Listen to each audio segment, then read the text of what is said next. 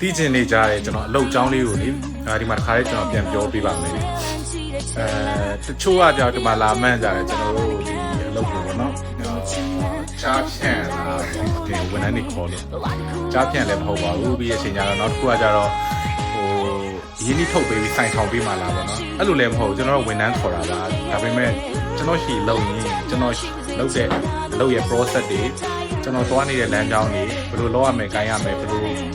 ကြော်တော်ရောင်းမယ်ဆိုတဲ့ဟာမျိုးစိုင်ခင်းတာအစားပေါ့နော်အကုန်လုံးကျွန်တော်ရဲ့အတွေ့အကြုံတွေပေါ့နော်ကျွန်တော်၄နှစ်တာလုပ်ခဲ့တဲ့အတွေ့အကြုံတွေကိုအလကားနားသာလည်းရအောင်မယ်ဘာမှပညာသင်စေးဘာညာမပေးရပဲနဲ့နားသာအပြင်နေစားနေလည်းဖြစ်တယ်ဒီအတွေ့အကြုံတွေလည်းရမယ်ပေါ့နော်ဒါပေမဲ့လည်းတိုးတက်အောင်ကိုယ်ပိုင်ဆိုင်ဖွင့်နိုင်အောင်ကြတော့ကိုယ့်ကို